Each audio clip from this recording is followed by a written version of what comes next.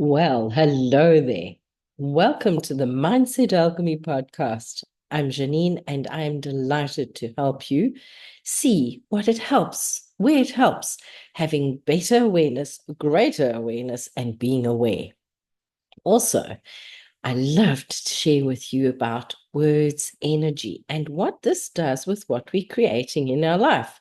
Because many times we're unaware that we are actually setting ourselves up for a challenge with what we're saying, especially when we put emotion with it, because this sets up things to be energy in motion and it creates a really huge challenge. Anyway, I saw a meme on Facebook. I think it was Facebook, one of the social media platforms, where it said, "It's a good thing you don't know what I'm thinking." Oh boy, oh boy. This really set my thoughts racing and my emotions going because I have come to understand that people actually see us, hear us, and feel us before we open our mouths. The thing is, they're unaware of what they're seeing, feeling, and experiencing from us. So if you are thinking about a dastardly situation and yet you say, "Oh, I'm so glad to be here," and you're all sweetness and light, the people heard the thoughts, the heaviness of your thoughts, before they heard the pleasantness of your speech. So, Janine, what do we do about it? Well, I've learned I curate what I'm thinking when I'm with people, and I avoid any judgment, any criticism, any thinking of situations that might be going on in my life, because that person picks it up through their heart space and in their mind, as well as in their body and their energy. And because they're unaware of where my thoughts are and what my thinking is, they may feel it's directed at them when 99.9% of the time absolutely has nothing to do with them. And that's the reason, just as an add on, when you say, "What other people are thinking about me is none of my business," maybe it isn't your business because they're thinking about something else. Yes, I know it's about what they've said. And it's something to think about because very often we will come away thinking, "Oh, that person doesn't like me," or "I didn't connect with that person," or "Goodness, I could feel something was going on there."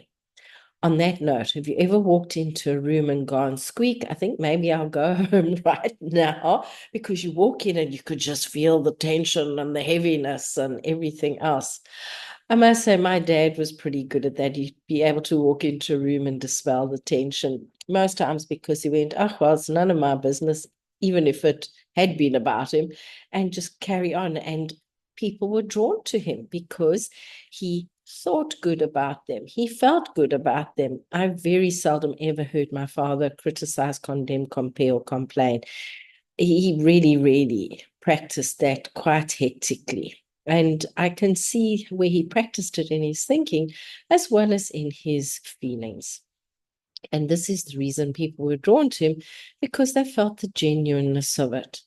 I love being able to do that when I'm with people as well, that they can feel the genuineness of my intention, attention, and intention, because that is what helps us have a lighter energy, have a better way of doing things, and to connect with people. Yes, there's some people we may never connect with because it's out of our soul contract, it's out of alignment to connect with them.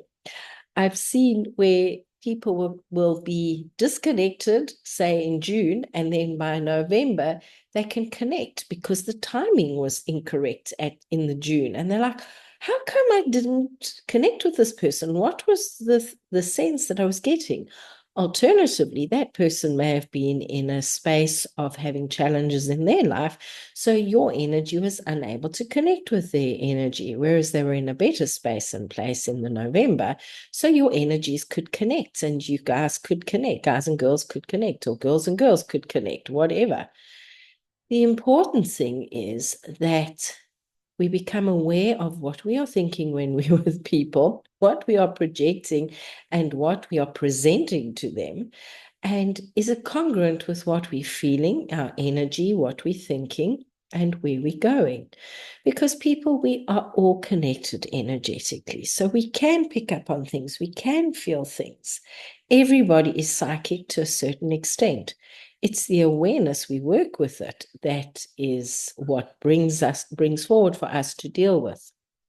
So to recap, when you're with people, make sure you are with them rather than thinking of another challenge, another problem, where you'd like to go, where you're going, doing your laundry list and your grocery list.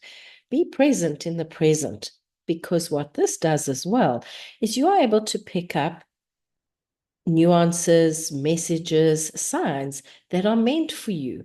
Whereas if you're away in your head, you'll be unavailable to hear it, see it, and process it. Also, that person then feels that you are with them rather than somewhere else. I know I was very guilty of this when I was with my children. And when I learned to be more present with them, it made such an incredible difference. In this age, those days, I had no excuse because we didn't have cell phones like we have now. It was just, I was always thinking of, what does tomorrow bring? Where am I going here? What am I doing there? And really, do I regret missing those times? Absolutely. Can I go back and do anything about it? Well, I can go back energetically and apologize to my children, and I apologize to them now as well. And now when I'm with them, I'm with them. It was a very valuable lesson to learn, especially when I discovered that people can energetically hear us in their head and in their hearts, even if we aren't speaking. So, to that person who put the meme out there, people actually do know what you're thinking. They actually can feel what you're thinking. And because it's incongruent often with what you are saying, they pick up on that discrepancy, and it leads to distrust. It leads to feelings of unease, and it has the potential to impact further interactions with them, because that first impression was one of disconnection rather than one of connection. I would love to hear what comes forward for you. And when you've processed it, if you process it when you process it, drop me an email and let me know. Come find me on social media. If you know of anybody that you would like to share this with, I would really appreciate it. And if you could leave me a 5-star rating, I would appreciate that as well. Something I learned when I'm speaking is I only allow thoughts of love when I'm speaking, because what this does is it helps that person to feel more loving towards themselves. And then the information that I'm offering, the insights I'm offering, are far more easily accepted. How does life get any better than this? So, in the words of a mentor of mine, add more love to a situation, apply more love to the situation, and guess what? Your communication will definitely improve and be better. Have a beautiful, grand, and glorious day. Bye bye.